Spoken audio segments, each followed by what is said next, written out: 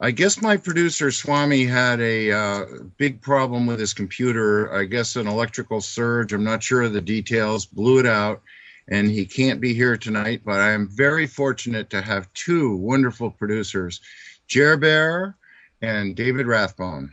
So good evening to both of you. Well, good evening, G. Nice to be with you, David too. So this is guys. How are you? I've been on many times with GerrBear. I've never been on with David Rathbone before, but I'm pleased to have him join the family. It's a pleasure to be here this evening. I'm glad to be with you folks tonight. Unfortunately, Swami had some technical difficulties and been called up to do a little service for the greater good. So here we are. Well, that won't stop us. Got an exciting show, but I always want to say this is listener-supported radio, and you really should think about giving a donation. Now, if you go to freedomslips.com, you go about a third of the way down the page on the right, there's a box there where you can click and donate using PayPal, your debit, or your credit card, Visa, MasterCard, or you can scroll all the way to the bottom of the page and get a mailing address to send a check money order. Either way, you can make a comment. Feedback is welcome. Nobody tells me any feedback, so I have no idea what the feedback is, if there is any, but I'd love for the listeners to make a donation. You can donate as little as $1, and it's appreciated. And you make a comment, and there's some feedback. And you could say, I really like this guy.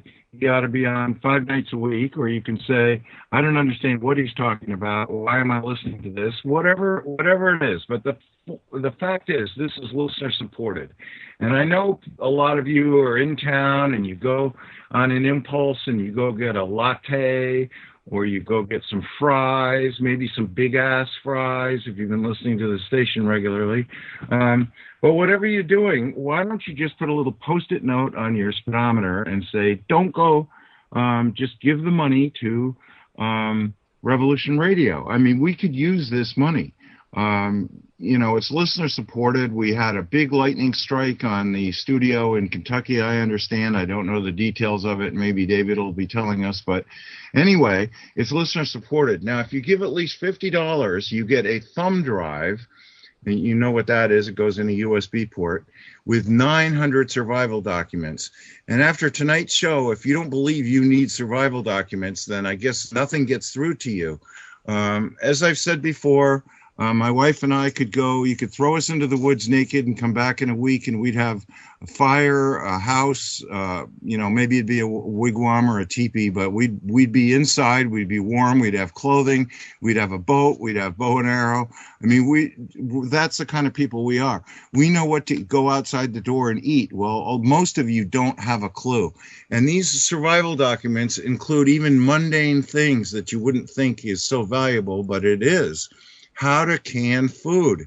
So if you donate $100, you get 35,000 non-GMO seeds. That means they're true. Take the seeds at the end of the season and replant them next year, and you get the same thing. Try that with some of these Monsanto and Bayer chemical hybrids. It's not going to happen. So you get 35,000 non-GMO seeds, and you get a DVD that has 900 survival documents on it. And listen, I just sent my producers a picture that is the best picture to date from Earth of Planet X, and I'll be talking about that in a minute. But anyway, don't forget to donate some money. That's how you're able to listen to this. It's not free. I'm working for free. I'm sure the producers are not on a big salary either, because nobody has a salary. This is all donated effort. So if we can do that and you can sit there and listen to this for 2 hours, the least you can do is send at least $1. I mean, really. So that's my opinion. I'm sticking to it. Now, I have to start off by saying that I apologize for last week's show. I have said before, I don't want to discuss conspiracies, bombings, shootings, any of that stuff. I don't care whether they're false flag hoaxes or real, whether the players were programmed or were actors. I don't care. I don't want to discuss it. But somehow Swami took a question from chat, which he asked me if I wanted to answer, and I did, and that started the trouble. So it ended up being an argument last week, and I apologize for that. I'm never going to do it again. I want my producers to know if anybody wants me to answer a question about some conspiracy theory, don't take the question. I just don't want to do it. People called me after the show and said, as soon as that argument started, I turned the show off, and that's what I don't want to have happen again. So I'm not interested in it. I've said before, just the way I have contact with ETs, and they're just like people. There's the good, the bad, and the ugly. I'm sure that some of the most evil, selfish people anywhere in the universe are walking around the earth, and I'm sure they're doing every dark thing a person can do and get away with, and I don't care to discuss it because I've got something even bigger happening. Now, if you noticed, there was a big quake in Las Vegas. Now, that's kind of funny because it actually was 100 miles, I think, northeast of Las Vegas. GerrBear, you live in Las Vegas, right, or near it? Yes, sir. I was watching the news. I caught it on the news approximately 30 minutes after it happened. It happened about, I think, 3 o'clock noon. About 12 minutes to noon, 12 p.m. West Coast time. Right. So it's funny because they said it was a 5.4. Then they said it was a 5.3. Now they're saying it's a 4.8. But nevertheless, I have said, and did several big shows on Operation Jade Helm, Special Forces in 11 Western states. The U.S. Geological Society has told the government that the New Madrid fault is going to go off this summer, and that's going to trigger the San Andreas fault. That's all that they've been told. And they've stationed Special Forces troops in 11 states. They're clearing out super Walmarts. They agreed to pay Walmart every penny they would have earned had the store remained open as a Walmart store. So Walmart's not losing any money, in case that worries you. And but anyway, what's going to happen is that the northern end of South America is going to try and move. It's trying to move right now 400 miles west.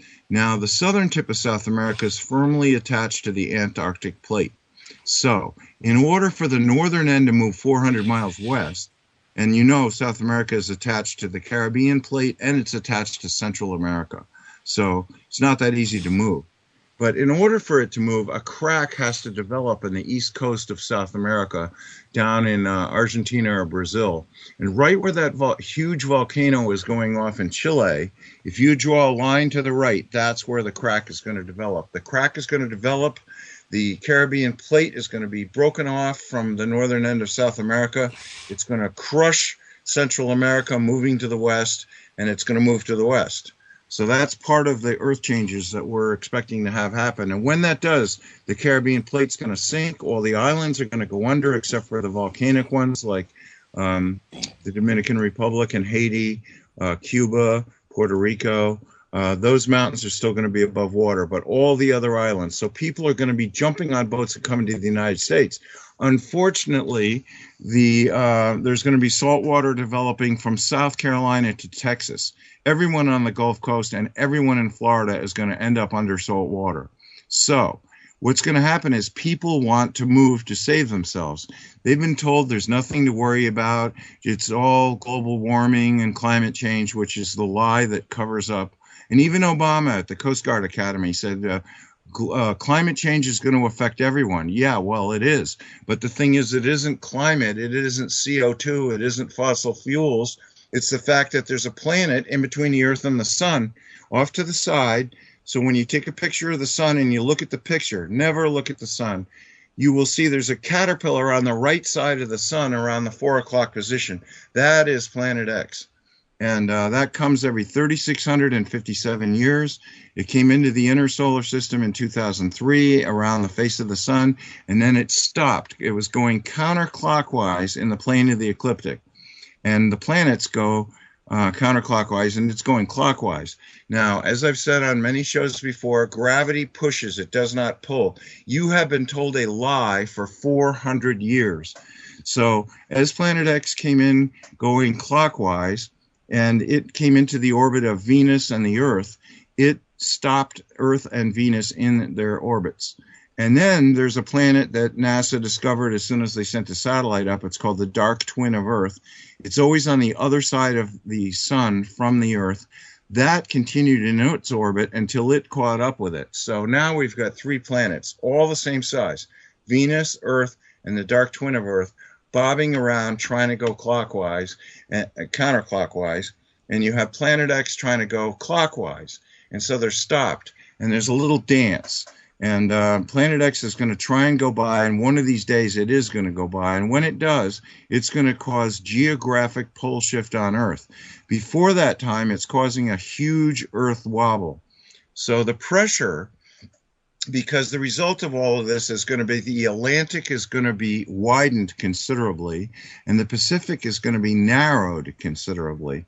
And a new continent is going to push up out of the South Atlantic in between Africa and South America. So that's what's about to happen. Now, as the northern tip of South America pushes west, it's causing Central America and Mexico to go a little bit out into the Pacific Ocean and create a bow from Alaska to Mexico. There's a bow, and the center of the bow is San Diego. And to the east of San Diego, the European Space Agency has a satellite which is picked up. It's got a spectroscope, and it photographs molecules of methane. It photographed 2 huge invisible volcanoes of methane coming off the United States. One is in the Salton Sea, and the other is at the Four Corners, Utah, Colorado, Arizona, and New Mexico. Gigantic plumes of methane. The reason why is as you squeeze Mexico towards Alaska, if you can picture this in your mind, it opens up cracks to the east, and the cracks are venting the methane. And that's why there's 400 earthquakes a week in Oklahoma. That's why we just had a pipeline break in Santa Barbara. And it's even why we're having an oil rig in Louisiana caught fire today.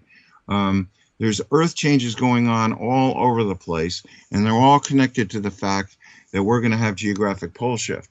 Now, the Zetas, the unselfish extraterrestrials, human extraterrestrials from Zeta Reticuli, who my wife is in touch with, I'm in touch with, Nancy Leader is in touch with, she's in telepathic contact with them. She has accepted questions from the public for 20 years for free. And she's not in good health. She's in her mid-70s. She's very poor. She lives in a farmhouse in Wisconsin. She devotes 100% of her energy to this, and that is accepting questions from the public, asking the Zetas, and typing out the answers. And that's what this website, zetatalk.com, is all about. So if you go to zetatalk.com, they've got safe areas. There's a discussion section where every country and most cities, most oceans, most areas are discussed on how safe or unsafe they will be. And I can tell you that New England is going to rise. The hinge is going to be the Pennsylvania-New York line. And Maine is going to rise 500 feet at pole shift because the glaciers held it down. But Florida is going to sink 150 feet. But that's not important. At the moment of pole shift, when the granite crust of the Earth floating on the core slides over the North Pole and is released, and the new North Pole is the eastern tip of Brazil. Recife, Brazil is about to be the new North Pole. When that happens, excuse me, when that happens, there's going to be 600-foot tidal waves sloshing. They're going to wash inland and kill millions of people around the world, 600 feet. Then they're going to subside, but all the ice in the planet will be in the wrong place. And as it melts, the oceans will come up 1 foot a day for 700 days. So the final sea level is 700 feet above present. And Florida is going to sink an extra 150 feet. So the new sea level for Florida is going to be 850 feet above present. The same for the UK. And Swami and I did a show that was out of Brighton Beach, England. And as soon as I started to talk about this stuff, the Skype went on the host, and then their entire internet connection went. And I discussed this with Nancy Leader, and she said the British government does not want the British people to know anything. So if you can hear me clearly and you understand what I'm saying, you actually are pretty privileged.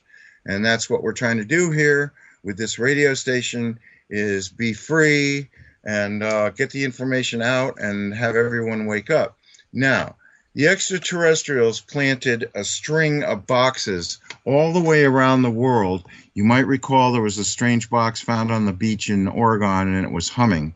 And the Zetas said, and some other people who I know who are extremely psychic said the same thing. The extraterrestrials, in order to give mankind more time to wake up, put tens of thousands of boxes on all the earth faults of the earth to allow the earthquakes to be gentle rather than a jolt where the pressure builds up and all of a sudden it gives way and there's a big jolt. But guess what? And that would cause massive social change. But guess what? People are still asleep, and they're not waking up, and they're not changing anything. Nobody's trying to live according to the golden rule. Nobody's trying to move to safe areas. Every single state in the United States, the governments know what's about to happen. Do you think any one state in the United States has agreed to take the people from Florida? Do you think North Carolina wants to see the people from Florida moving in en masse? Do you think Kentucky or Georgia want to see that? No.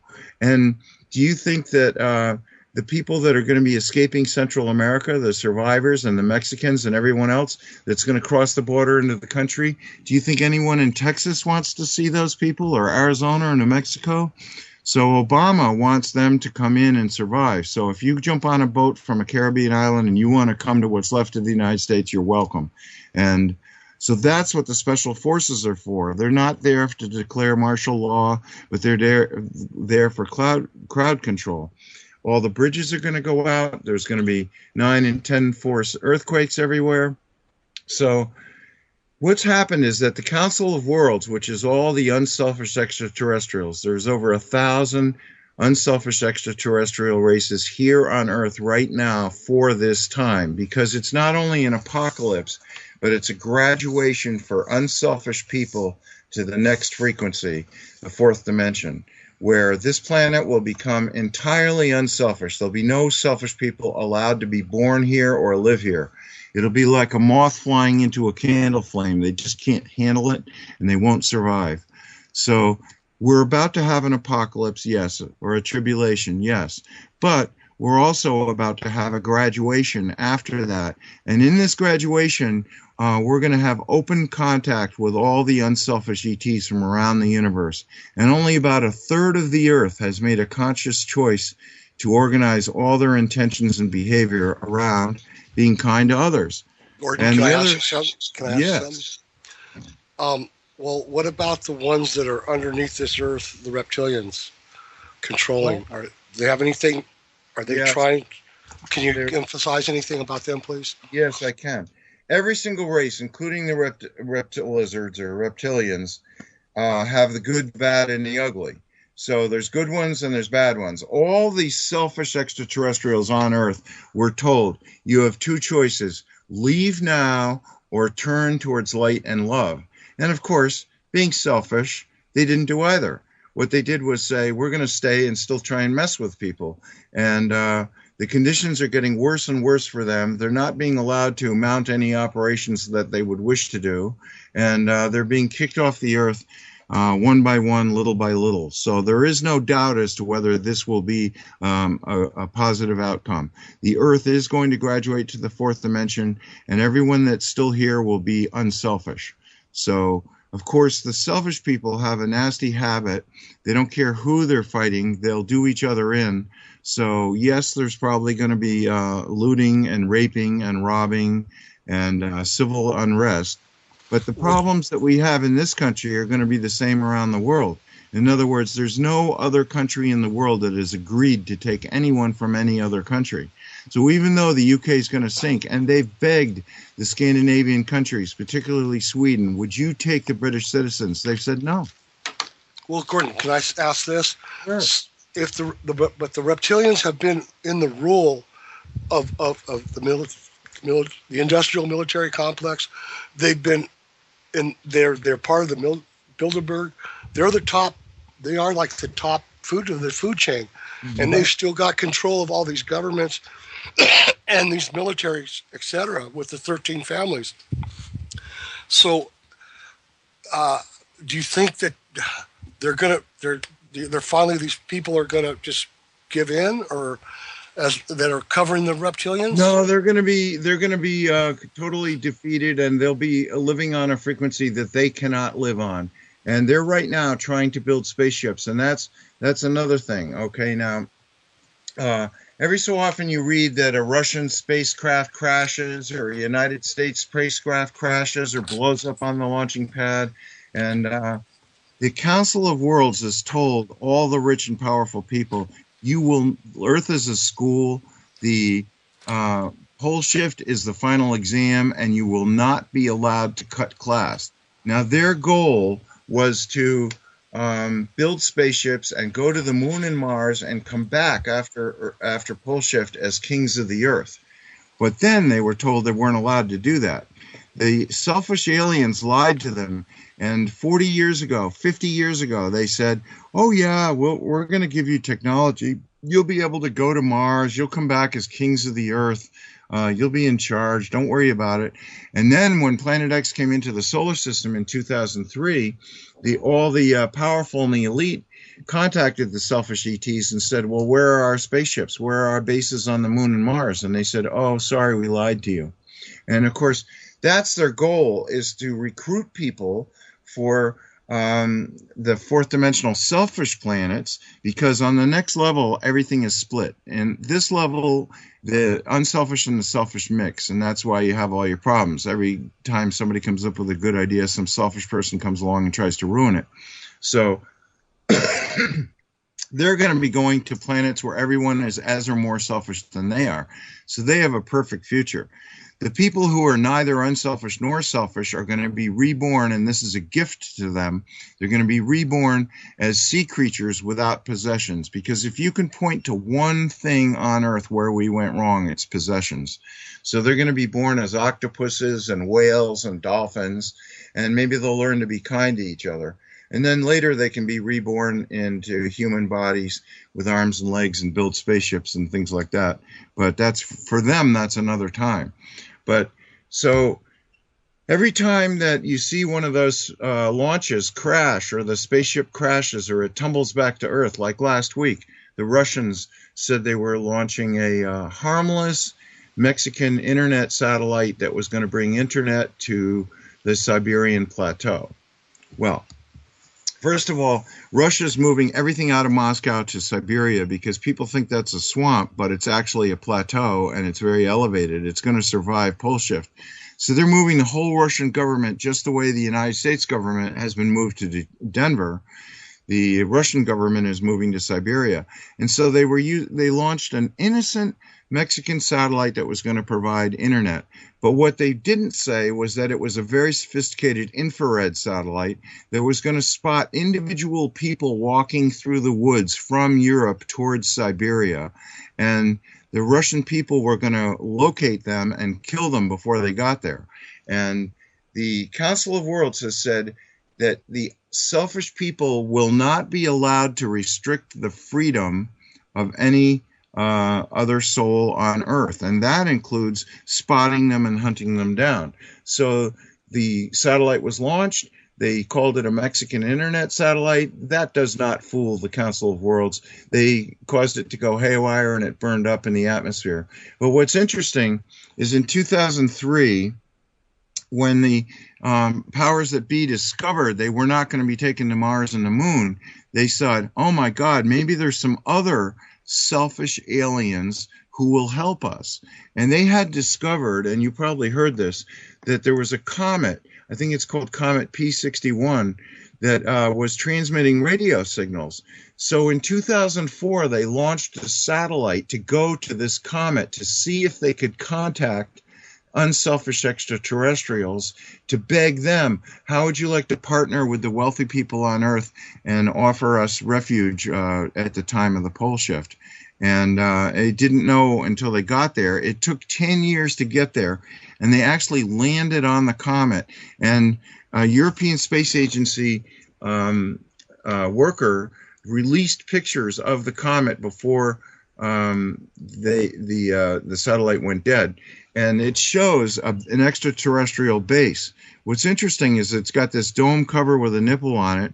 That's the same dome cover that's been seen on the side of a cliff in Antarctica, and is just been discovered on the asteroid Ceres, which is as large as a planet, and that has selfish ETs on it. So evidently there's like a Home Depot store where you go say, well, I'll take my space base satellite hatch door there. I'll take one of those. And so anyway, they landed there and they discovered that it was and I don't know if you guys heard the signal. Did you hear the signal played of what the transmission was from this comet? I didn't hear it, but I know what that Russian satellite did. That Russian mission did crash.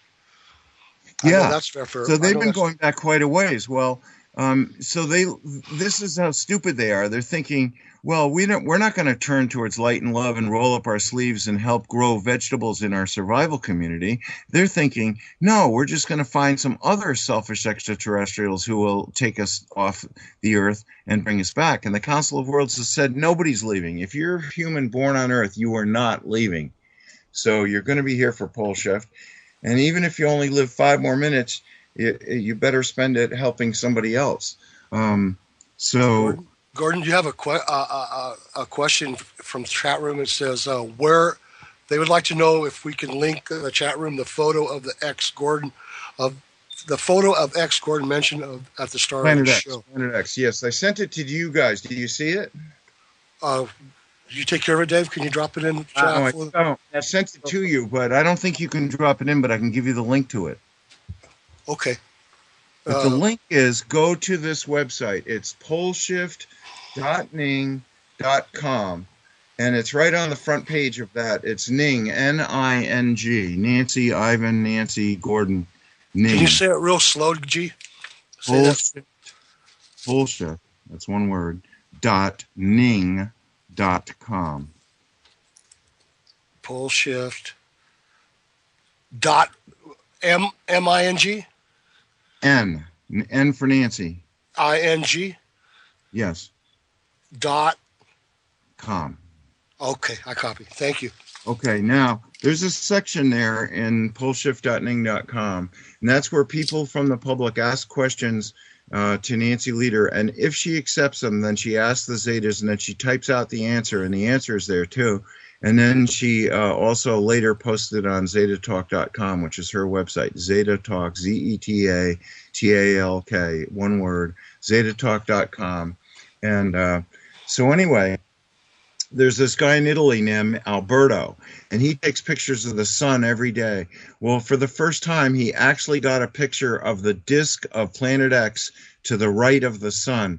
And when you look at the picture, you'll see it's a purplish bluish color, and it doesn't look very impressive. But I've been looking at and taking Planet X pictures for years now, because it started that when you'd go see a sunrise or a sunset, you'd see 2 suns. And then you could put a filter, like get a Welder number 12 filter, push the shutter halfway down on your digital camera, aimed at the sun, and then put the filter in front of the lens, and then push the shutter the rest of the way. And you look at the picture, and what the hell is this caterpillar in the 3 o'clock to 5 o'clock position on the side of the sun? Well, Alberto got this picture. Now, it looks red, so that's how you identify which picture we're talking about. And in the center is the sun. All the way across the whole picture is a bunch of reddish dust. That's because Planet X is 30 million miles from Earth, approaching the Earth slowly, very slowly. It's taken already 12 years to come this close. But it's not going to hit the Earth, and it's not going to collide. But when it gets to 15 million miles away, it's going to cause pole shift because of its magnetic field. So this picture shows the sun in the center with looking kind of raggedy with all that iron oxide and hydrocarbon dust in the tail of Planet X. Planet X has a twin-stranded tail that goes out 15 million miles towards the Earth, and it's creating magnetic storms in the atmosphere. Now, NASA lies like a rug. They said they were sending 4 satellites up to measure the magnetic reconnection flux. Well, guess what? There is no such thing. But people don't know that. They accept this stuff. And what it was doing was measuring magnetic storms in the upper atmosphere, because the squeeze on the plates is creating a piezoelectric effect, which is when you squeeze quartz, you get the flow of electrons. So in shallow water bodies, you get electron flow. Overhead, you get a magnetic storm. And in between, you get invisible lightning that's shorting out the motherboards on airplanes and making them crash, on ships and making them overspeed their engine and catch fire, making trains crash, making transformers blow, like at Indian Point on the Hudson River. So there are all these effects. They sent those satellites up to measure that, not this hypothetical magnetic reconnection flux. So if you look at the picture, you'll see to the right of the sun is a bluish, purplish orb, a circle. That is Planet X. To the right of that, you see some white circles. Those white circles are actually vortexes in the tail of Planet X. The tail is dust, twin-stranded dust, 15 million miles long, and Planet X has a series of moons following it, and they're in the tail, and they rotate really fast, and they create a tornado-like funnel in the tail, and it acts like a fiber optic cable. When the point of the funnel points at the sun, sunlight actually comes through just as if it were a fiber optic cable, and those white circles are the sunlight coming through basically a tornado in the tail of Planet X. To the left of the sun, you'll see some lens flares. Those are actually lens flares. They're nothing else. So you've got a lot going on in this picture, and the whole thing's red because he took it through a red filter. But the dust clouds from Planet X are red anyway. So when you're looking at this picture, you see the sun in the center looking raggedy because of all the dust between Planet X and the Earth. And then to the right of that, you see Planet X. Now, you don't see it fully lit because it's not in between the Earth and the sun. It's just off to the side. And the sun is lighting the other side of it. But some of the sunlight's hitting the dust in the tail, and that's reflecting back onto the dark side of Planet X. So that's why you have this circle, but you can't get a lot of detail out of it. And then to the right of that are the white circles that are the polar vortexes. But I can tell you from looking at these pictures every day for years that no picture has ever been taken that clearly of Planet X separate from the sun until today, May 22nd.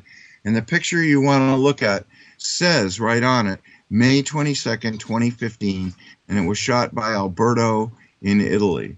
And that's the picture. And once I got it today, and I'm going to fool around with it using different Photoshop effects, and I'm going to refine it and make it a little bit clearer.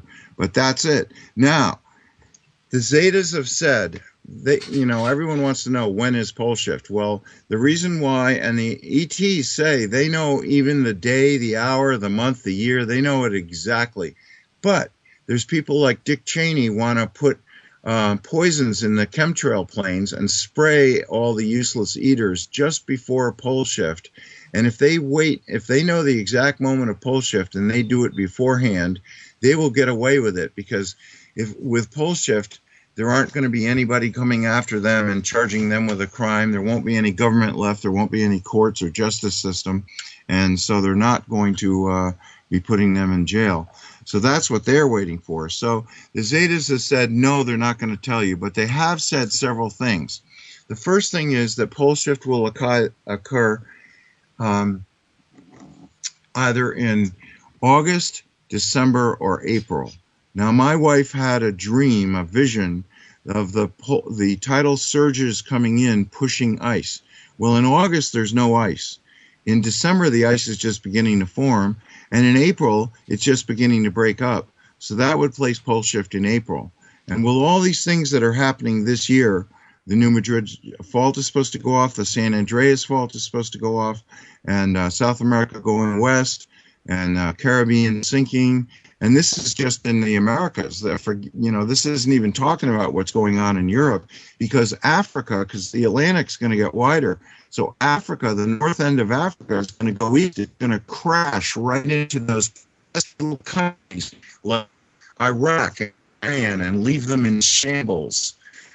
So that and it's going to break off the edge of the Mediterranean plate, which is going to start sinking, which is going to start flooding Italy, southern France, Greece. Are going to start going underwater, and people are going to start going, maybe we should move east. Then they'll realize all of Western Russia, except the Ural Mountains, is really low in elevation, and 700 feet final sea level floods. 2/3 of Russia will be underwater. All of Europe will be underwater, except for a few mountaintops. So they have their own problems. But Gordon, go ahead. I've been with all the things that have been going on, with the Jade Helm thing and all the other countries all trying to do the military actions and whatnot. They're ending in September. Starting here in midsummer. July 15th, September 15th is when Operation Jade Helm. Actually, the state has been undercover for a 6 months earlier. Special forces through plain clothes into 11 Western states. Gordon, we're really having a hard time. You're breaking up really, really badly. You want to hang up and call me back? Yeah, let's do that so we can get a good connection back again. Let me go ahead and bring you up here. We'll drop you from the call, and I'll reconnect with you here. Just hold on for a moment, folks. Give me just a second here while we reestablish some better communication. Things like this happen. It is live radio, so we got to give ourselves a chance to sometimes do a couple technical things and get things back going again. Hold on for just a moment. And I'm hoping that we are reconnecting with Gordon here. Gordon, are you back with us? Yeah, I'm back. I hope that works. Still having some difficulty with you. Yeah, I've got radar. See, I'm on a mountaintop on the coast of Maine, and I've got shared internet. It's broadcast from tower to tower. There we go. You're sounding a whole lot better now. This is a shared internet, so we have a lot of rich people that come up to Maine for their mansions for the holidays, and so there's a lot of people using the internet tonight that don't usually use it, and so it's making my quality suffer, and that's why I gave you my cell phone number. I got you. But we're still good right now. We're just having a little break up there, so yeah, you sound a lot better now. So I don't think we're gonna have any trouble. Oh, good. So people go, well, all the Muslims, they're gonna end up killing us. Well, if we didn't have this pole shift, we probably would have to go to World War III. But the Council of Worlds has said they're not going to allow everyone to nuke each other. And the thing is the new South Pole is going to be Mount Everest. So you look at the map now and you go, well, the eastern tip of Brazil and Mount Everest are not 180 degrees apart. So how could that be? But after you factor in the Atlantic getting really a lot wider and the Pacific getting a lot narrower, you'll see that they will end up 180 degrees apart. And most of the Muslim world is going to be under 2 to 3 miles of ice. So I think that takes care of that little problem, wouldn't you say? I think it would. I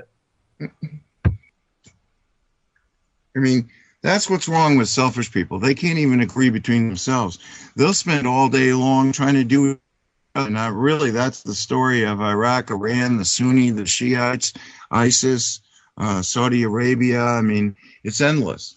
And I don't have anything against the Jews, but they're a bunch of terrorists that have been in control of that country. They just fixed their recent election. And they have no intention of letting the Palestinians have an independent state. And Iran has no intention of taking the destruction of Israel off the table.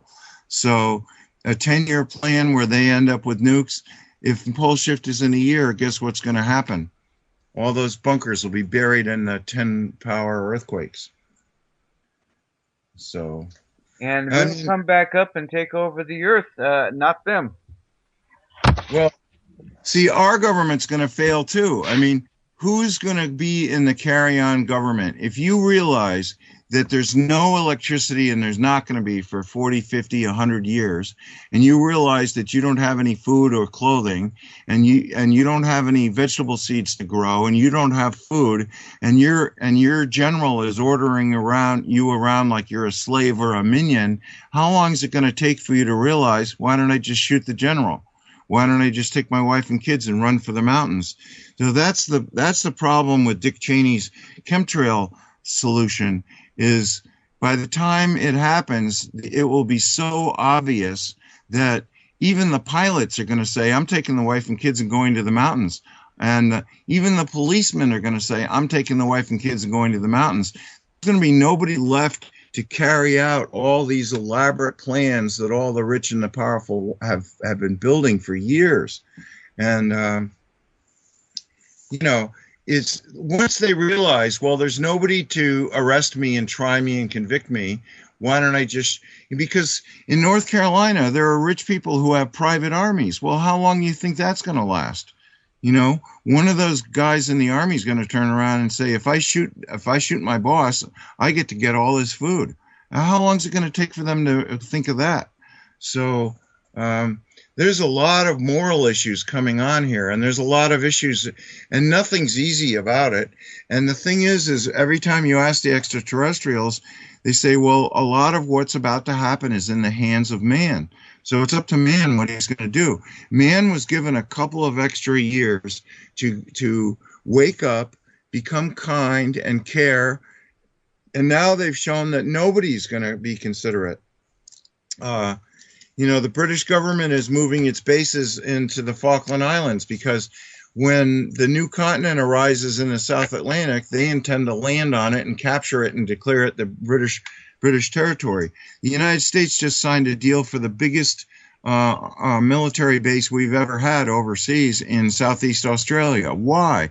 Because when the Antarctic melts, the United States plans to land on it and claim it for the United States.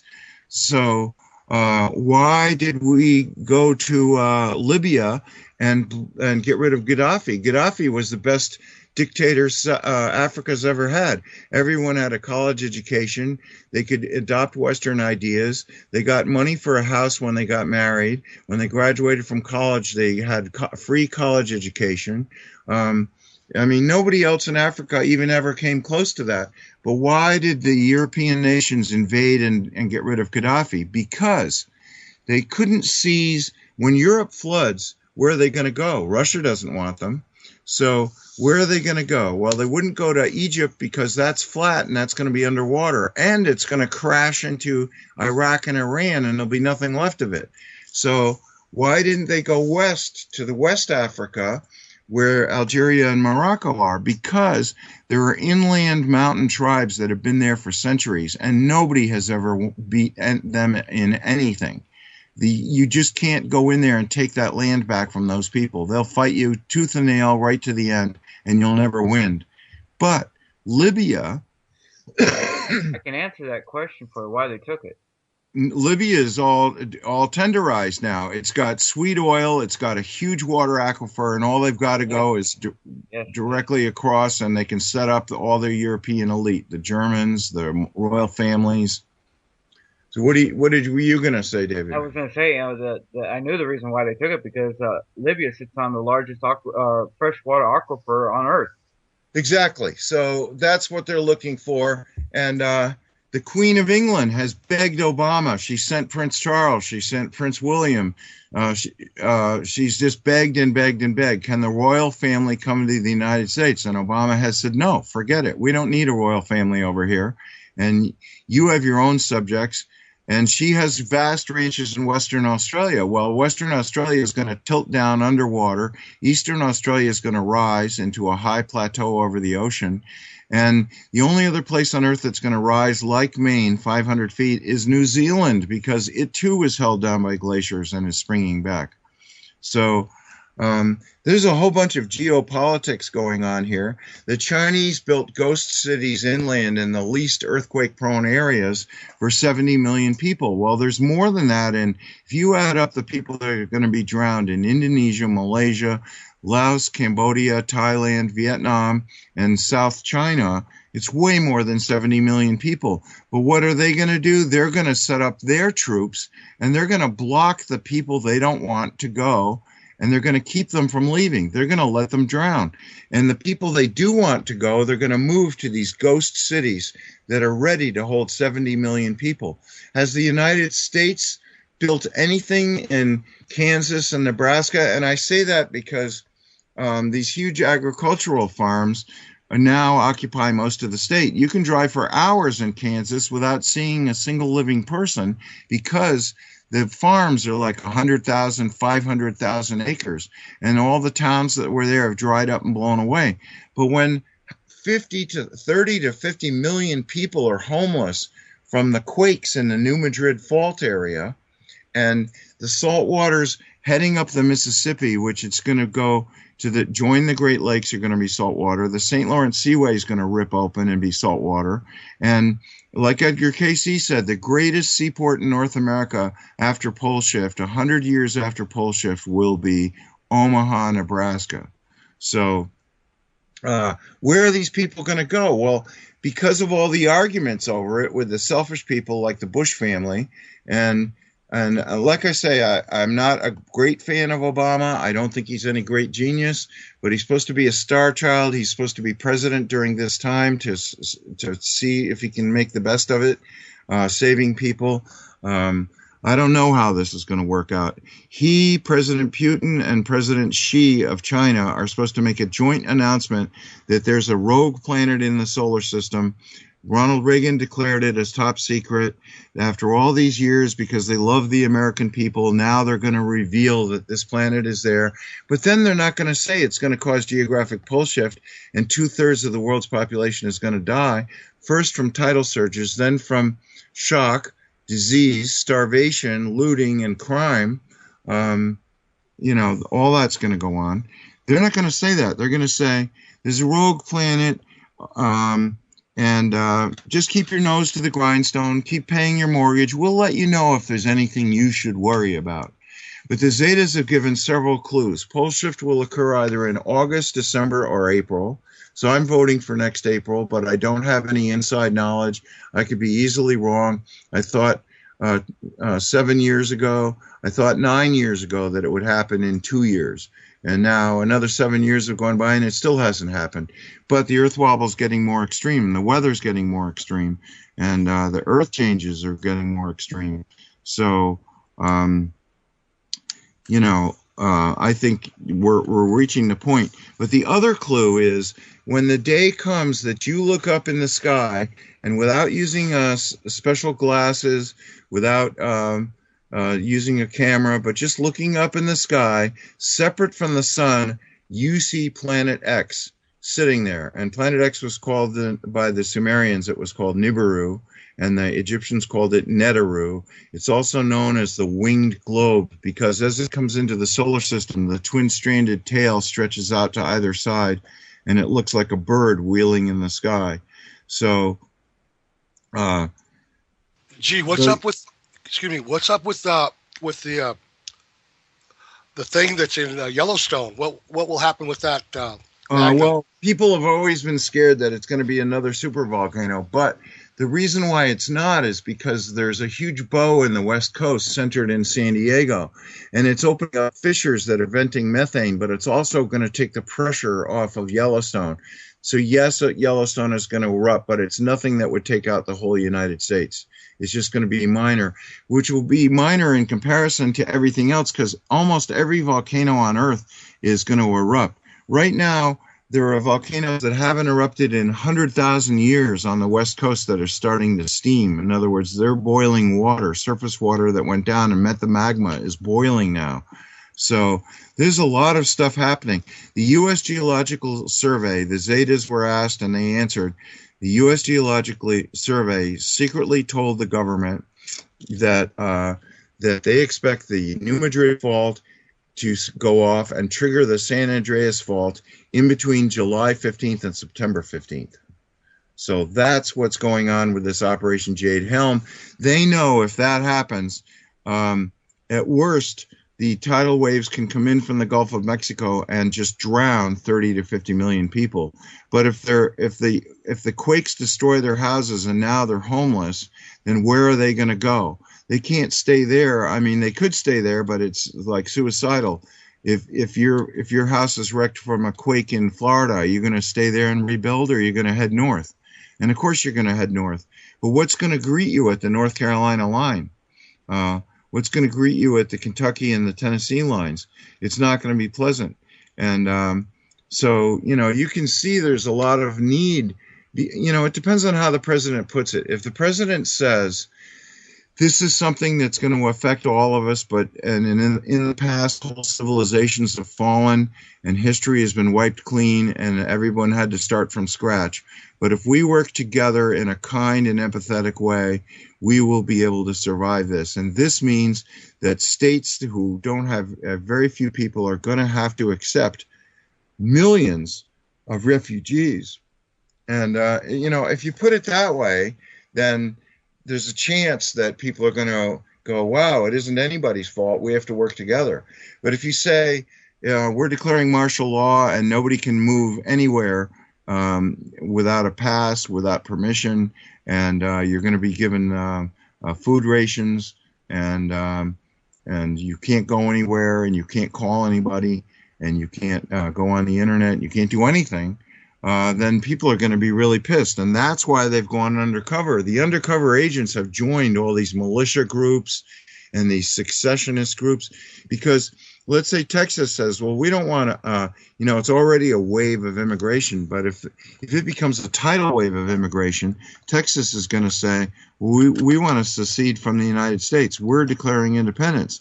Well, the special forces are already in position to arrest the governor, arrest the legislature, and say, no, you're not. If these people make it over the border, you're going to let them. Now, some of them are going to be survivors. I mean, I was amazed when I saw interviews with people in Sicily they walked 4 years from Afghanistan. They walked through one war zone, through another war zone, through disease areas, through areas with no food, with no water. They walked 4 years to get on a boat in Libya and go to Sicily. And why? Because they believe that that's the future where they can be free. And that's the kind of people that it's going to attract, who are going to walk from Central America to the United States. They're good people. They're like the ones you'd want if you had a way of selecting them. But at the same time, some of the most ruthless, dangerous people are going to be in that crowd, because they're just as determined to have what they want at cost to anybody else. They don't care. So it's going to be a situation where, if you have a survival group and you're trying to grow food and live, and some guy comes in and he's very charming and he starts molesting your daughter, do you just kick him out and say, well, you should go on to the next community because we don't want you here? Or are you going to shoot him? Shooting would be kind, because do you want him walking over the hill to the other survival community and molesting their children? There's not going to be a criminal justice system. There's not going to be prisons. There's not going to be jails. There's not going to be police. So, these are going to be tough moral decisions. And there isn't going to be time when you're trying to keep 100 people alive. You can't have some guy show up and eat enough food for 12 people in one day. You just can't have that. So, that's one reason why the Japanese never wanted to invade America, is because people are armed, and survival communities are going to have to be armed. And the best way to have a survival community is to have it be democratic. Say, this is what we think we want to do. Does anybody agree on it, or do you have a better idea? And then take a vote. That's going to be fair. Now, you may end up in a survival community where you don't like the people, or you don't agree what they decided to do. Maybe they want to go fishing and you want to grow vegetables. Well, then you better leave and go to a survival community where your skills of growing vegetables are needed. Maybe you're a fisherman and you don't want to live in a place where they're growing vegetables. You'd like to go back to the ocean, which there's going to be a lot of ocean frontage in the United States after this. you're going to go down there and say, well, I'm going to fish and I'm going to trade the fish for food. I mean, just something as simple as salt. Do you realize all the salt in the United States comes from underneath Ohio, and Ohio is going to be flooded? There's not going to be any more salt. You cannot live without salt. One of the things, I'm on a mountaintop that's going to become an island on the coast of Maine.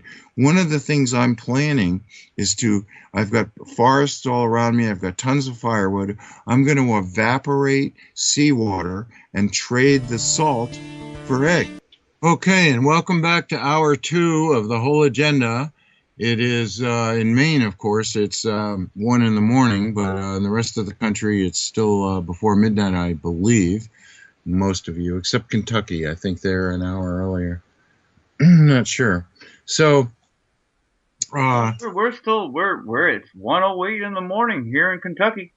Okay, well, that explains it. So I have a friend in Owensboro, and he says he's an hour earlier.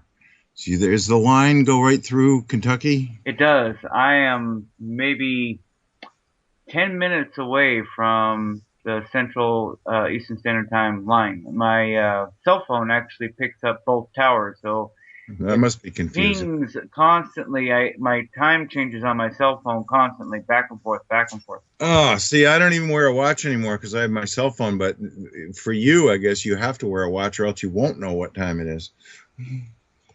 I gave up on time a long time ago. It just it's a continuous thing for me. I don't even most time I don't even know what day of week it is. Well, did GerrBear go to bed or get off, or is he coming back, or what's with GerrBear? I'm unsure. He said he'd be back a little bit later, so maybe he had something he had to go take care of. But it's you and I right at this point in time, and the listening audience. I'm glad. Now, I do have a remote viewing contest going on, and my house is on a mountaintop on the coast of Maine, 2 miles back from the salt water, and it's on an east-west axis. So I have an upstairs bedroom that faces west, has a window that faces west. Oh, God, I got water in my ear out of the blue. That's always lovely to hear yourself echo in your own head. So anyway, I have the window that faces west, and a late afternoon sun goes through there, and there's a bookcase that's the same height as the windowsill, and that's right in front of the window. And on that bookcase is an object. Now, the last remote viewing contest I did was 3 envelopes. The first one was guessed correctly, a folding pocket knife. The second one was a lobster claw. The third one was a piece of granite copper ore that was green that came from 1 mile down under Blue Hill, Maine, which I don't think anybody that even lives in the Blue Hill area has ever seen that. I was managing a stone business, and a guy stopped in. He was a geologist, and he goes, I've got something that you'd really like for your collection, and I'm going to give it to you. And he had a piece that was mined 1 mile down, which nobody even knew they had a shaft 1 mile deep in Blue Hill, Maine. But so nobody guessed envelopes 2 and 3, but this is different. This is not something that you would expect I would have in Maine. Like you might expect that I would have a folding pocket knife. You might expect that I would have a lobster claw. The best guess for number 2 was something natural. And the best guess for number 3 was something involving copper, which were pretty good guesses, but not really accurate. So I've got something sitting on the bookcase, and in the morning when the sun is coming from the east, you would just see it silhouetted. During the day, you could look up from the west, and you could look up at the window, and you could see this thing. It's sitting on a bookcase in front of the windowsill. And your goal is to remote view what that is and tell me, and you can call in. And would you please give the call-in numbers in case somebody wants to do that? Call-in number here at Studio A is 347-688-2902. Again, that is 347-688-2902. And if you're using Skype, you can call us in at Freedom Screen and join us here in the conversation and see if you can't guess Gordon's remote viewing items, correct? It's one item, and it would not fit in an envelope. I've never seen an envelope large enough to put it into. It's something you would not expect that I have, but I ran this contest with email about a year and a half ago, and I called Robert Pepino, whose show this used to be, and his mother are both psychic. So I spoke to his mother and I spoke to Robert independently, and they both guessed it exactly. I mean, I'd say it was like 90% right. And I was like amazed, and that took them maybe 20 seconds. I said, what do you think I have on the bookcase looking out the window? And that you can see from outside looking in. And they guessed it. It was amazing. So if anybody wants to try, I don't care if you as long as you're not sneaking around in the woods on the west side of my house, you're welcome to try by any other means. Remote viewing, psychic, intuition, spur of the moment thought. Usually what comes into your mind first is the right answer. And if you start thinking about it, that's when you start messing with it and you get it wrong. So, I have a couple images that have come to my head, but I'm going to wait until we have a caller and see if we get any. Well, we may or may not. One night we had the phone lines were going off nonstop with this, and I'm going to do this till Friday, July 3rd. I'm going to tell everybody what it was, but something that a collector would probably acquire if they knew it was available or if they saw it for sale. It's very attractive, but again, the phone number. I went to the doctor for antibiotics because of a sinus infection, and now I just got a bubble in my left ear. So it's like I'm listening to my own echo inside my left ear. It's very. Can you say annoying? Yeah, annoying would be a good phrase. So I want to tell everyone. My wife has a sister who doesn't believe anything I say, who has a daughter who doesn't believe anything that anybody says. And she just had a daughter 4 years ago. And Janet's sister called up and said, would you be willing to babysit my granddaughter today? So we were going to do some other stuff, but Janet said, okay, I'd be glad to. So she got up at 4 in the morning. She got there at 8 in the morning. And she was there all day over in Southwest Harbor on Mount Desert Island where the Acadia National Park is. So that's where her sister lives. And so she was over there. And this 4-year-old, now I thought that she was kind of selfish because when she was in, what do you call it, daycare, or they have this thing, it's like Harbor House, and they have like 60 kids there that they look after all day. And so it's sort of like a school, but they really don't care that much, so the kids don't really learn much. A kid would be playing with something, and this Janet's grandniece would see the other kid and go over and grab it out of their hands. If the kid would resist, she would bite the kid. So I thought, well, this is a really selfish, this whole thing, the choice between being selfish and being unselfish, can come out at a really early age and be really obvious. And it seems like the spirit guides sprinkle selfish people into unselfish families and sprinkle unselfish people into selfish families. And so Janet has her own grandson who's 3 years old. And if you gave him something, even with other kids around or adults, doesn't matter, you would hand it to him. He would turn to the person on either side of him and hold out his hands and say, share, share. So even at an early age, you can see a difference in children. So I thought, well, Janet's grandniece is pretty selfish, because biting people because they won't give up their toy that she wants to play with. She doesn't care if they're playing with it and it's their toy. She didn't care. She just bite them. So when Janet showed up there this morning, the grandniece came out and said, oh, I told my mother that you're my best friend and I can't wait for you to come over. She goes, I want you to tell me all about angels, fairies, and the heart. Well, whoa, that's big stuff coming from a 4-year-old. And so Janet, of course, is the perfect person to discuss those topics. So she had a wonderful day with her grandniece, and taught her a lot about spirituality and life on other dimensions and extraterrestrials, and it was a wonderful thing. So I'm hopeful that maybe this girl's coming around. But I've said before on many shows that there are over 7 billion unselfish extraterrestrials here on Earth right now. They're all on the fourth dimension. And they're all in the fourth dimension, and they have been contacting people one by one, and they have now contacted every single person on Earth. And what they're telling them is what's about to happen and the choices that you have before you to be selfish or to be unselfish. And so whether you think you've been contacted or not, it doesn't matter. You've been contacted.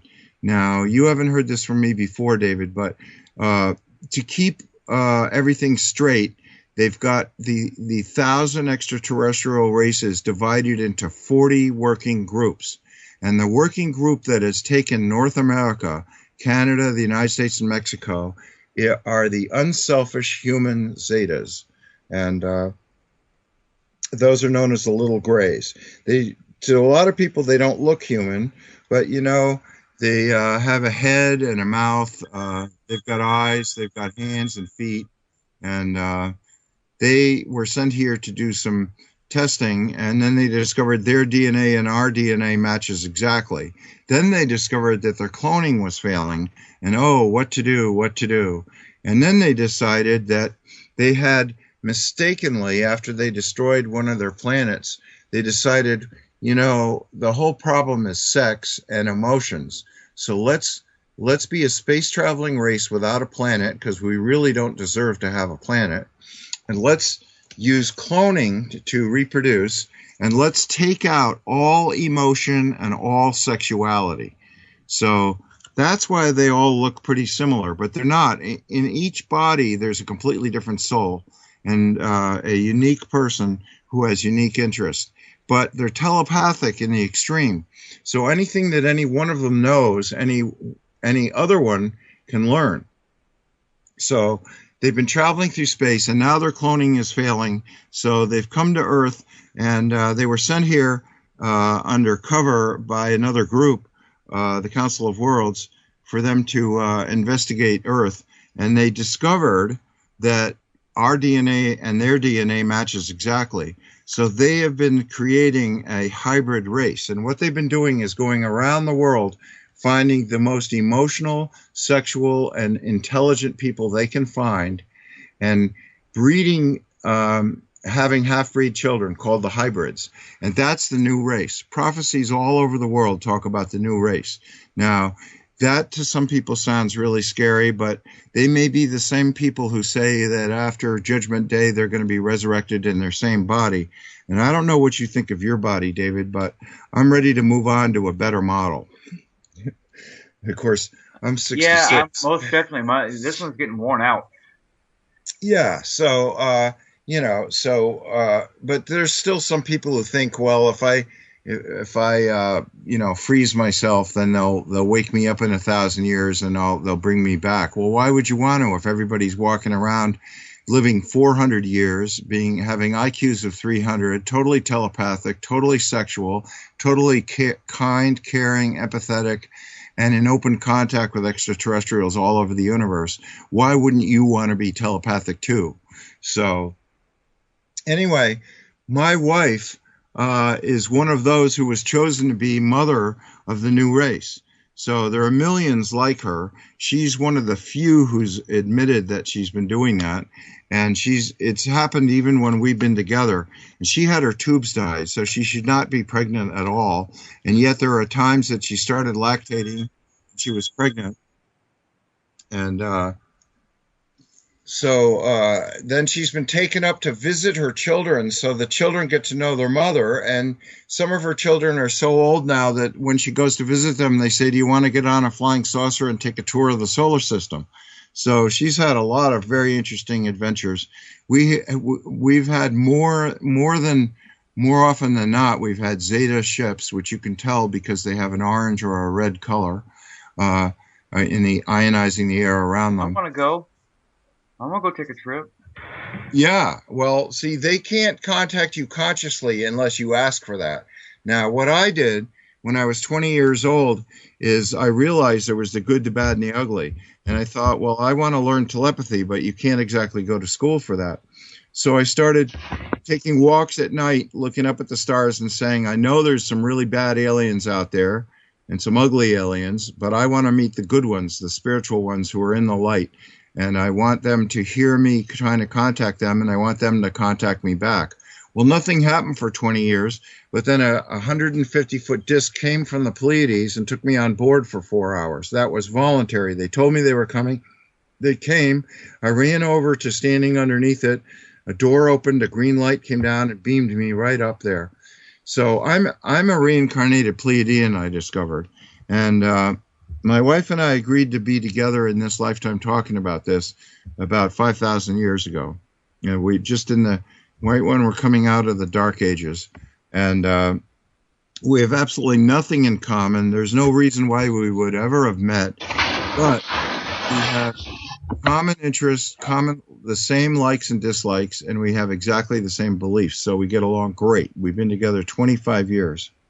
So she goes to bed early. Otherwise, she could be sitting next to me and people could call in and ask her questions. But there have been lots of shows that we both have been on, and it shouldn't be too hard. Her name is Janet Stanley, and she has her own Facebook page, and you can befriend her on Facebook. And I don't have a Facebook page. I don't have a website, and I'm not selling anything. So the only thing I have is if you do a search for my name on the internet, you should come up with over 100,000 links. And there are things that I wrote or interviews that I've given. And so anyway, I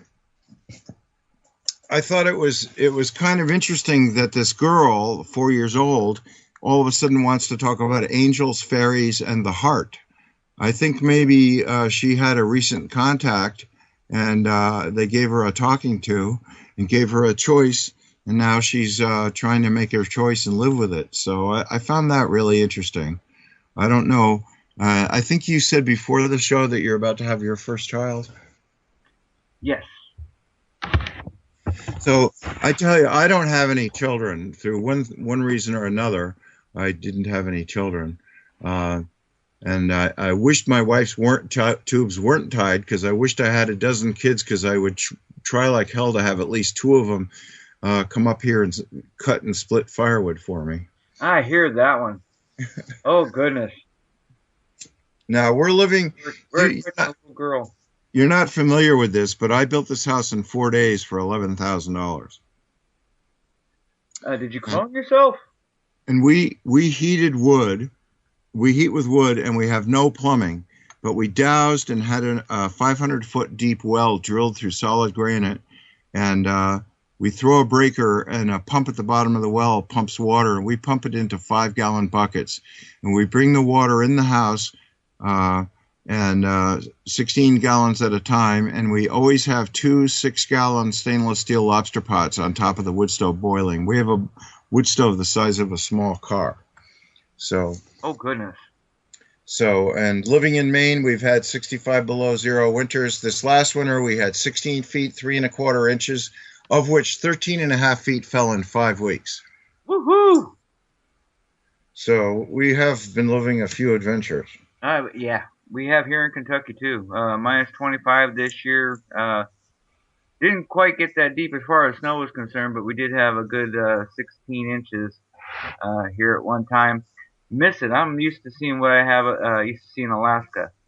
So you're used to a big, serious winter. Mm-hmm. Yeah. So, but anyway, moving right along, it's such a horrible story about that guy in Washington, maybe with an accomplice, maybe not. Probably he did have an accomplice. Probably it was his brother, but who knows? Breaking into this house, holding this family hostage while they tortured their son, while they got them to withdraw their savings out of the bank and deliver it to the house, $40,000. Then he proceeded to kill the mother, the father, and the son, and the 10-year-old son, and the maid.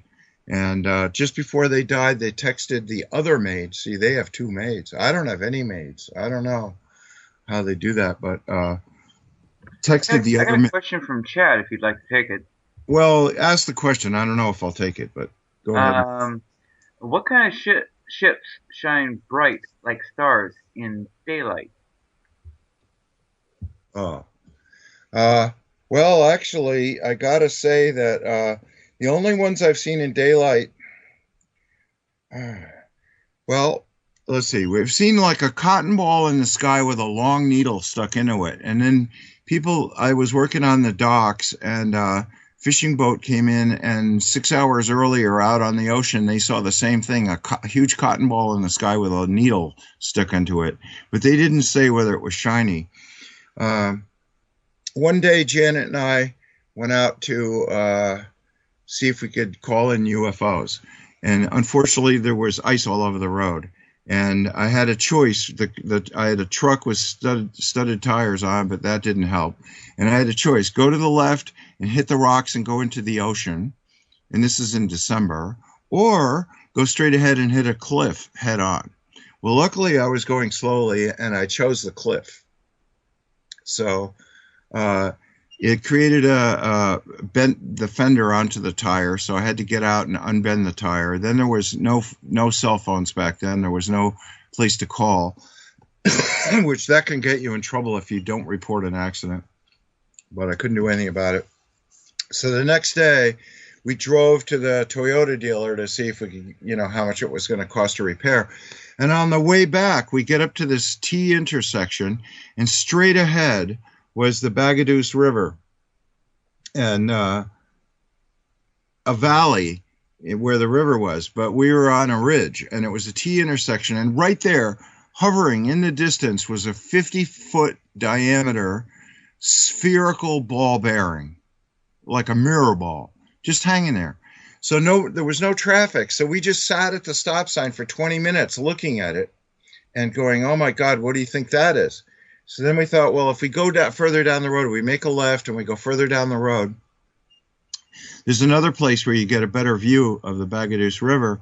Maybe we'll see it better. There's a parking lot and everything. So we went down there. When we got there, it was gone.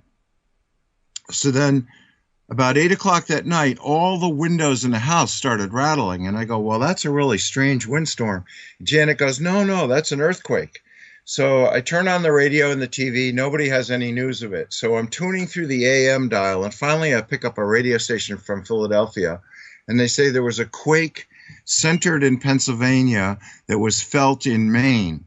And of course, every river valley is a crack in the earth. So I felt that silver ball bearing was studying the coming quake and what its effects would be in that river valley. And I stick to that story. But most of all the other stuff we've seen at night is at night. And I have seen top hats like Abraham Lincoln was wearing that was black against a misty sky, and around the brim were these faint little green lights winking on and off. And it was just like Abraham Lincoln's top hat right above the elementary school next to the house.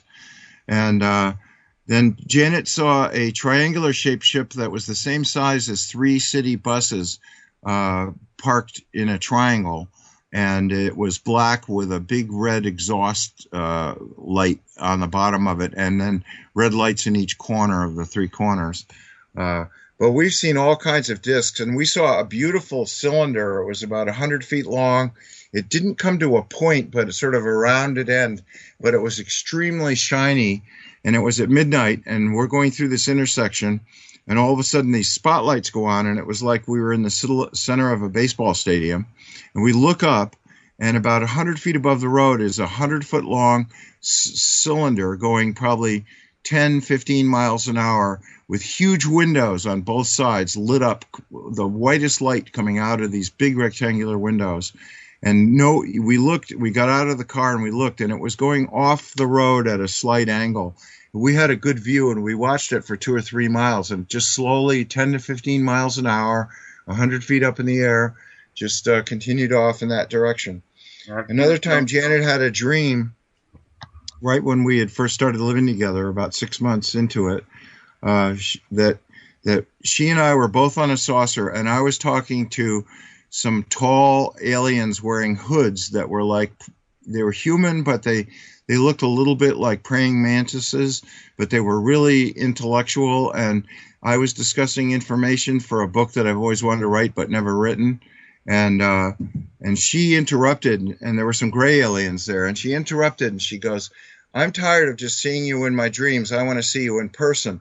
And in that exact moment, she woke up, and she went downstairs, and it was June 9th, 1991, and it was 4 in the morning, and there was some cold air coming in. The inner door was open, but the screen door was closed, and there was cold air coming in. She went to close the inner door, and she looked out, and we had a 15-foot maple tree in the yard, in the dooryard. And about 10 feet above that was a 25, 30-foot disc, somewhere in that size. And she came running back upstairs, and she woke me up, and I woke up instantly. And she goes, "There's a saucer in our yard." And I go, "Oh, it's the Northern Lights," which is funny, me being the skeptic. She goes, no, there's a saucer in the yard. So I ran downstairs, and sure enough, there was a saucer over the maple tree. So we stood there, and this was in a fishing village. It's not where we live now, but it was in a fishing village right on the coast, with a harbor. And it was wavering like a canoe in waves, or like a ship at anchor. And as the waves gently rocked it, it rocked from side to side. And when it rocked from side to side, you could see this.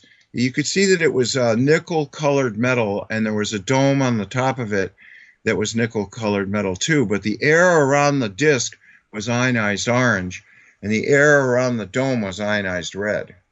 And then Janet was having a dream, December 27th, 2013, just a little bit more than a year ago.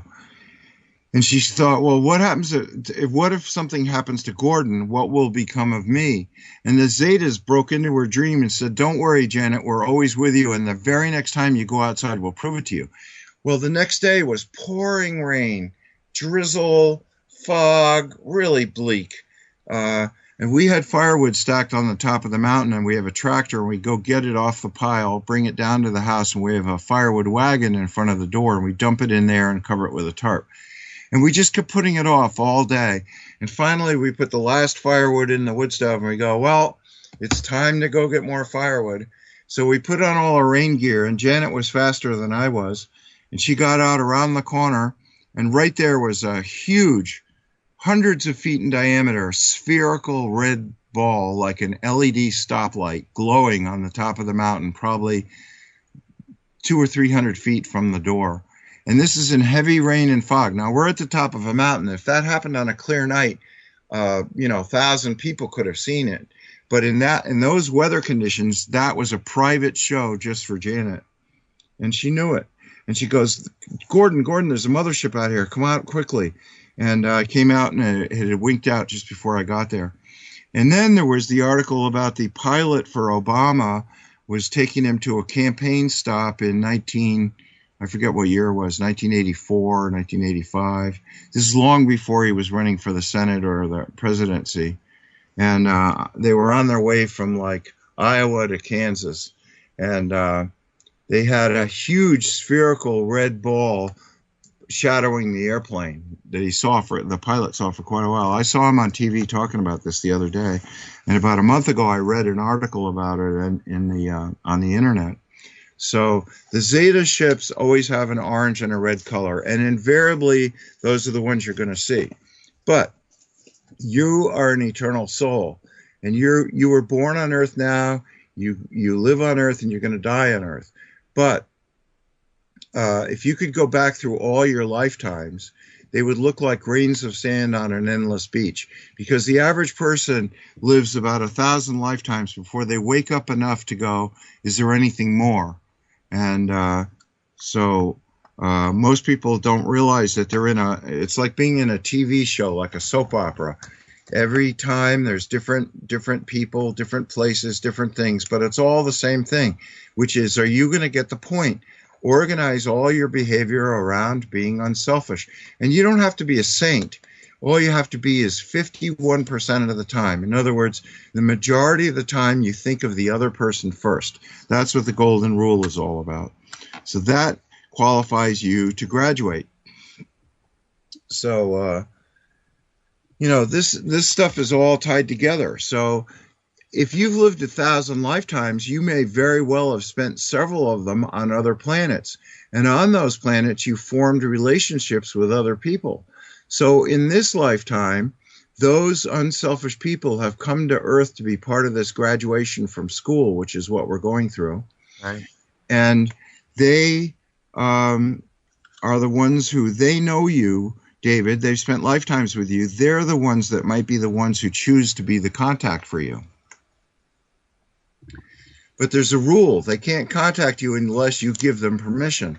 So it's the same thing is true with like guardian angels and spirit guides. They're ready to help you, but they cannot consciously help you unless you ask for help. So that's the first. I've always asked for help, but I always seem to get it at just the right time. Yeah. I've never been completely down and out, but it's, it's always there. And I just look at it as, how they're letting me, or how the spirits are letting me flow through life. And it's okay. Everything is just fine by me. Yeah, because you see, we're all creators in training. In other words, we all came from the Creator. We're all going back to the Creator. So even though we're all different, and God knows we're very different, but the time has come where people have to stop asking what makes us different, but what do we have in common? And no matter what they're into, say, how can I help you? Which, if they want to kill you, you're going to have to defend yourself. I mean, there's no question about it. But these are all moral decisions that we're going to be facing, because right now everybody thinks, well, there's the police, there's the criminal justice system, there's the government. And if there's a disaster, the military is going to rescue us. FEMA is going to give us what we need. Well, no, it's not. You cannot have 330 million people in the United States have nothing and expect that FEMA is going to help them all. I mean, right. Gordon, I just want to let you know that I'm going to step away from the microphone for just a few minutes. I have to take care of something really quick, and I'll be right back. Okay, good enough. So, these are all spiritual issues, and this disaster is coming. There's no choice about it. If everybody would suddenly start following the golden rule for a few minutes, just try it out for size. Think of other people first. Think, before you do something, would I like it if somebody did that to me? Now, selfish people do have empathy, but they block it. In other words, they're thinking, I can do anything I want to hurt anybody, and as long as I get away with it, I'm ahead. But they don't realize that every single thing you do is recorded at some level.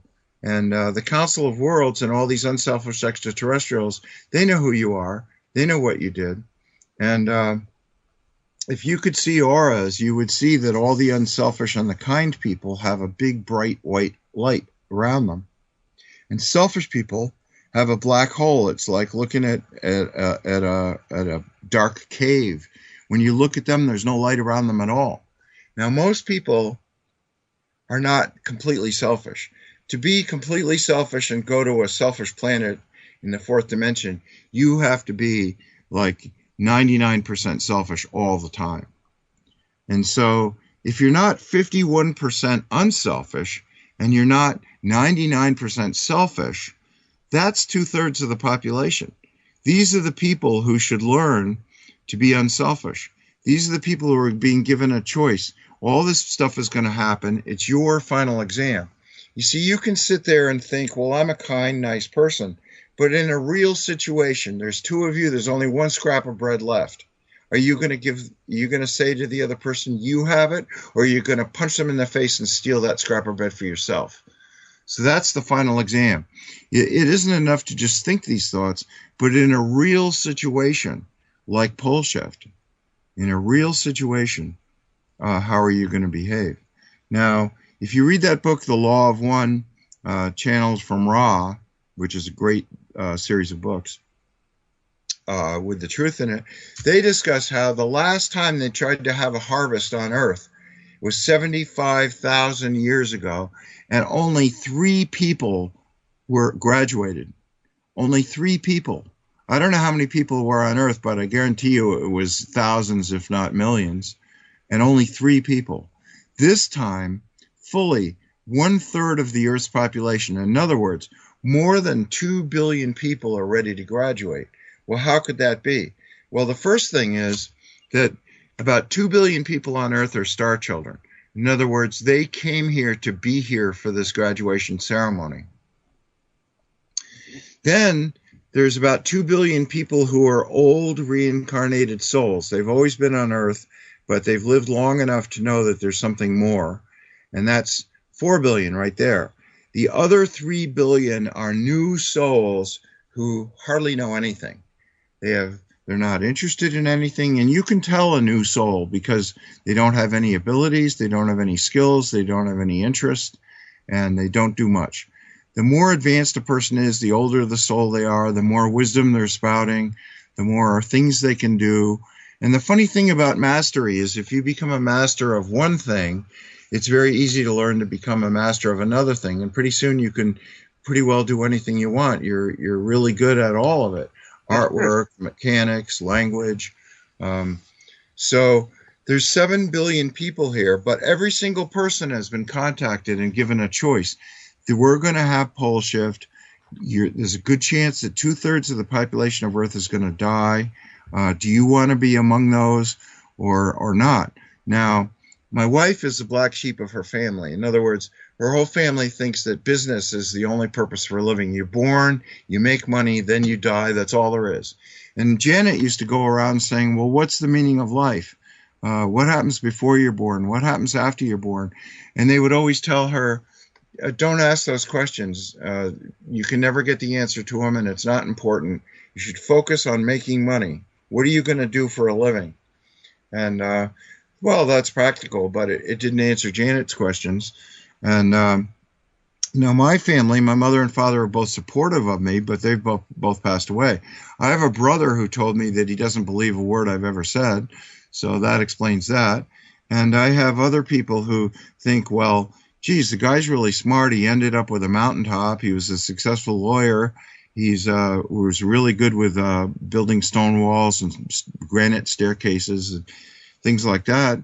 And he's a good artist, and he seems like he's rational, but he believes in UFOs, so something must be really wrong with him. Because you know, if you're too smart, something is wrong with you.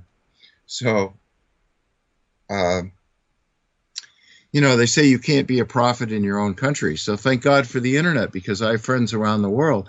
But I don't have any friends in this town except for one couple, and they're moving back to England. So, and I've told them about pole shift, and the husband doesn't believe me, and the wife wants to follow her husband. So off they go to be sunk in the English Channel. But you know, you can lead a horse to water, but you can't make him drink. This is very true. It's very true. You can say all you want to, but sometimes you're just talking to a brick wall.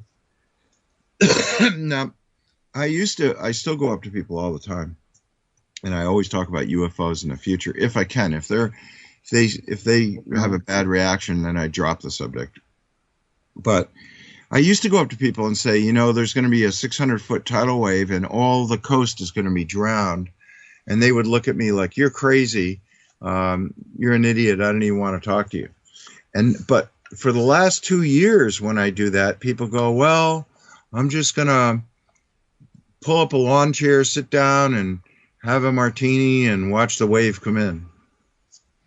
Well, where did they reach that decision? You know?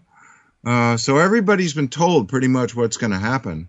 And the question is, you know, it's free will. I mean, it really is free will. Yeah, if you want to live another 1,000 lifetimes in this soap opera, you can. But if you're ready to live a life where everyone is kind and empathetic, they're telepathic, there's open contact with ETs, you can go to travel to other planets and other worlds, that interests you, and you're telepathic, and there's anything you want to know, you can learn instantly. There's nothing hidden. The whole history of the whole universe is available to you just by contacting somebody who knows more than you do. If that interests you, this is the world I'm talking about. You know, I mean, have you thought about some of this stuff that I'm talking about, David? Of course. I mean, I started having my first UFO encounters when I was about 14, when I was in Alaska. Had three sightings during the summertime, and then nothing else occurred until I was living in North Carolina. And at that point in time, I was not really looking for it, but it did present itself to me, and I took interest, and I wanted to know. And it was a couple of evenings, about 2 weeks apart, that I had two encounters with orbs over the top of my home. One actually visited me right in front of my garage, which I ended up missing some time during that time. But after that, I'll call it a chorus of voices. David, you're gonna be one, but you need to learn the old ways. And from then on, it was just, I was hungry for information all the time. And now it doesn't seem like it doesn't take, I was always a sponge anyway, but Right. now it just seems like it's endless information, and it's easier and easier to gather. Right. So While you were gone, I was talking about once you become a master of one thing, it's easy to master other things, and they just like fall into place like dominoes. yeah, almost definitely. I had never had an interest in really. I've always been a metal man. I was a sheet metal man, but never had really taken an interest in forging. And I took it upon myself to build my own forge after I had these encounters. I took it upon myself to make my own steam benders and learn how things really worked and how everything went together. Yeah. Yeah, and it seemed so easy. It just came so naturally. Yeah. Yeah. Well, I built my own bow and arrows, spears, boats. I built houses. I've fixed. I mean, just take anything. If it doesn't work, I'll figure out what it needs and fix it. I'm just that kind of a person. Yeah, exactly. The information just comes. Right. But, that's why I love living in Maine, because there's a lot of self-sufficient people here. Yeah, I don't look at it as they're telling me. It just seems to be, it's easy to grab. It's just there. All I have to do is think about what I want to learn about, and it's there. Right, and you could be doing research out of body at night when you get an interest in something, and then you wake up the next day and you know something that you didn't know yesterday. You don't even know how it happened, but there it is, you're doing it. Very much so. So, how's your relationship with your wife? Is she believe some of this stuff, or does she think you're a nutcase? She has her own views on things. She doesn't think I'm quite the nutcase, but right. she has her own views on things as far as our encounters with other races. She says that if they wanted to be here, they would be here in our front yard right now. But that's understandable. If you don't see it in front of you, you're not going to. It's like most. Right. You got to be in a show. Well, you know why that doesn't happen? It's because the selfish extraterrestrials made a deal with the government, and they said, we're not allowing any unselfish ETs to land on the White House lawn and announce their presence. And the funny thing is that skeptics and deniers have a right, because that's free will. They have a right to be in denial. They have a right to be skeptic. They have a right to. So it would be shocking to force them to believe something that they don't believe. So what they decided to do was contact people individually. Yeah, I mean, there's been many people out there that have been contacted and don't even know it for that matter either. Right, right. But in the Book of Revelation, which I'm not I was as a young man I was an Episcopalian, but now I don't believe in any religion. I think it's all designed to control people.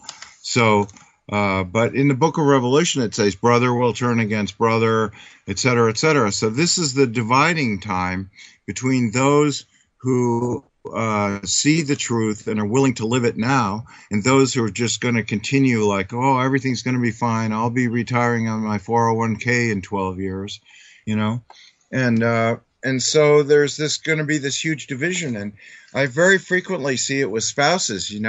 Everything was fine, it was getting along, and then about 10 years ago, the husband became interested in extraterrestrials, or the wife. Now they're in a marriage where the partner doesn't agree with what they're interested in. Now, what do you do? Well, that's the thing, is at this time, you have to make your choice and live by it, Exactly. We've got about 4 minutes left in the show. Just want to let you know, so that way if there's any...